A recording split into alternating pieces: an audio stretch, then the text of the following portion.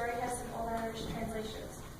Elaine means beautiful, Chara means buddy or friend, Canasi means healer, Dedi means dad, Skeel means story, Gray means love, Indian means daughter, Law means today, and Mutineer means teacher. The North American Glacier. I am walking through a white world. I am always cold. Although the animal skins that cover me are warm, the biting wind cuts through my layers quickly. I am out searching for ice-covered water I can cut through to fish. These last few weeks have been hard.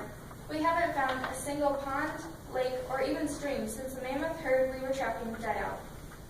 We've been living mostly on herbs that Orlish, our Knazi, or healer, has brought with us and saved from the time of warmth. My generation does not know of complete warmth. We weren't born yet. The only living Holocene that were alive during that time are Orlish and Groot, our mutineer, or teacher. I slip and fall and crack my head on something hard. Ice. I was so caught up in thinking that I hadn't realized I was walking on something else. Everywhere I look is ice. I slowly and carefully get up, my mind reeling. How will I get back to my tribe? I cannot track on ice. The wind has started to blow, and only about 100 yards are visible in each direction.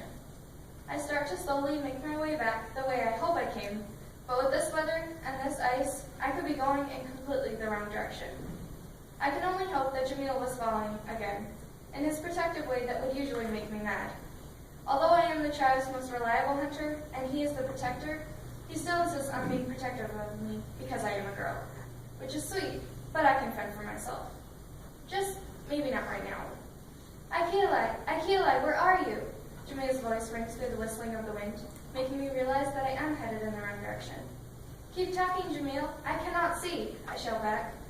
Jamil responds by singing our tribal song, as loud and as clear as ever. I turn around and creep toward him, painfully aware of the ice every time I fall. As his voice gets louder, I start to see the fuzzy outline of my friend I know so well. Jamil, oblivious that I'm near him, keeps singing, eyes shut and hands in pockets to avoid the cold. I reach him and throw my arms around him, sinking back to the ground, for it is much too hard to stay standing on that ice.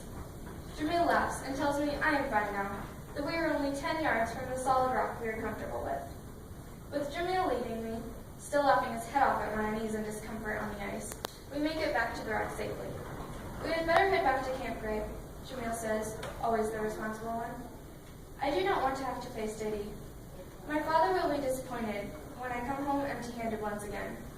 Today, though, maybe the storm will excuse me, though I doubt he'll understand. Should I tell them about the ice sheet when they ask about my last gill? I ask as we head down the mountain to the valley where our tribe is camped. Jamil answers, yes, though they might want to know what happened, and then you will have to tell them that you got lost while daydreaming of me.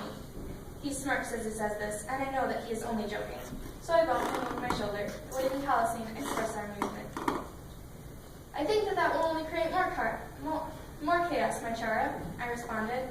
Jamil smiled at this, takes my hand, and holds it to his heart, our symbol of bravery. I smile back at him, shyly, but soon drop the smile and his hand as we turn the bend that leads out of the mountain trail and into our village.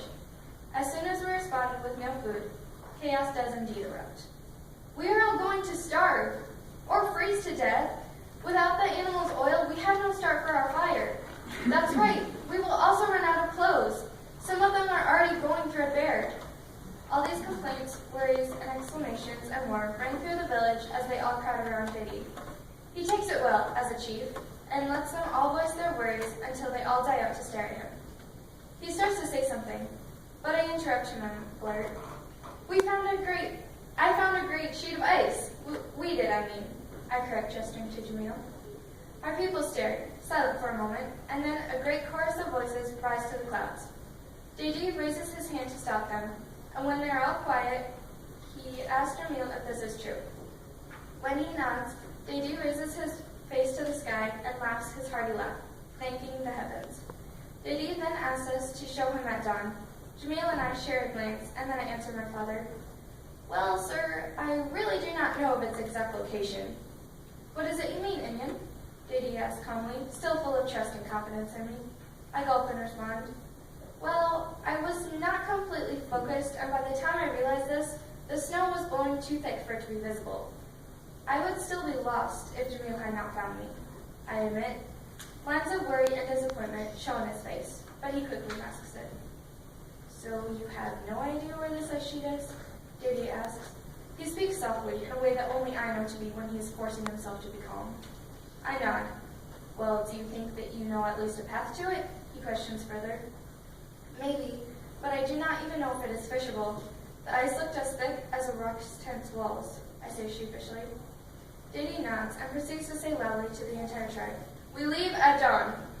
I stare at him and then share a worried glance with Jamil. The whole tribe will come? I am leading our tribe on a fool's journey. Jamil is at my side once again and is whispering encouragement as I grow progressively frustrated and embarrassed. We have been wandering for many hours, and many of the Holocene had gone back to escape the cold. The storm from yesterday has covered everything, the tracks and the ground. Wait! I recognize this place. I am pointing towards the rocks beside us. They are covered in hieroglyphics of fish, so yesterday I started following them, hoping they would lead me to them. I start to bounce and go faster, almost sprinting. Jamil matches stride with me, and some of the younger Holocene follow, but most stay behind with Zadie as he tracks us from behind. My strength is just starting to wane after an hour of running when my feet hit something slick. I almost fall, but Jamil, who is still right beside me, catches me and pulls me off the ice sheet. We made it, I breathe, astounded I have found this place again. Jamil, always a perceptive one, takes out his pounded hide and shaved stone and draws a map of the way to get here. It took us 7 shifts of the sun to get to this ice sheet, and Davy still hasn't come down the path with his group.